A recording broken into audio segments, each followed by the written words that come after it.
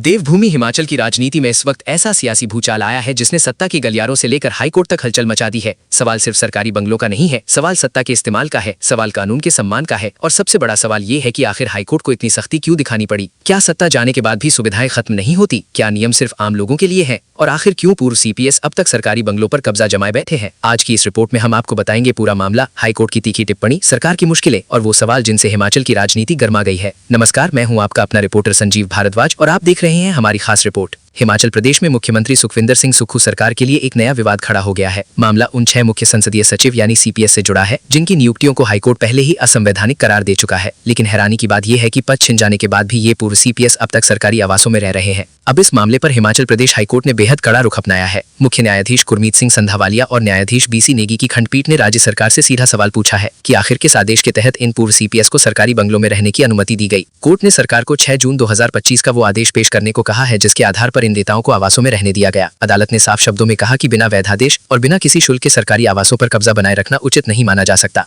अब यहाँ सबसे चौंकाने वाली बात क्या है? सरकार ने खुद हलफनामे में माना कि ये 6 पूर्व सीपीएस अभी भी सरकारी बंगलों में रह रहे हैं। इतना ही नहीं, उनसे ना कोई लाइसेंस फीस ली जा रही है, ना वेतन से कोई कटौती हो रही है, यानी सुविधाएं जारी है, जबकि पद खत्म हो चुका है। सरकार की तरफ से दलील दी गई कि मामला सुप्रीम कोर्ट में विचाराधीन है, इसलिए फिलहाल व्यवस्था जारी रखी गई है। लेकिन हाईकोर्ट ने इस तर्क पर भी कड़ी टिप्पणी कर दी। कोर्ट ने साफ कहा कि सुप्रीम कोर्ट ने उनकी बर्खास्तगी पर कोई रोक नहीं लगाई है, सिर्फ उनकी विधायकी से जुड़ा मुद्दा विचाराधीन है। ऐसे में सरकारी आवासों में मुफ्त रहना किस नियम के तहत सही माना जाए? अब इस पूरे मामले में एक और बड़ा एंगल सामने आया है। जिन सरकारी आवासों में ये पूर्व सीपीएस रह रहे हैं वो हाईकोर्ट परिसर के बेहद करीब बताए जा रहे हैं। अदालत में चिंता जताई कि इन आवासों का इस्तेमाल उन न्यायाधीशों के लिए किया जा सकता है जिन्हें रोज लंबी दूरी तय करके कोर्ट पहुंचना पड़ता है। हाईकोर्ट पहले भी जजों के लिए उचित आवास की कमी पर नाराजगी जता चुका है। ऐसे में कोर्ट ने संकेत दिए हैं कि संवैधानिक पद से हटाए गए लोगों द्वारा सरकारी बंगले खाली न करना न्यायपालिका के कामकाज को भी प्रभावित कर सकता है। आपको याद दिला दें कि 13 नवंबर 2024 को हिमाचल हाईकोर्ट ने सुक्खू सरकार द्वारा नियुक्त 6 सीपीएस की नियुक्तियां रद्द कर दी थीं। कोर्ट ने 2006 के सीपीएस एक्ट को भी निरस्त करते हुए साफ आदेश दिए थे कि इन सभी से सरकारी गाड़ियां, बंगले, वेतन और स्टाफ जैसी सुविधाएं तुरंत वापस ली जाएं।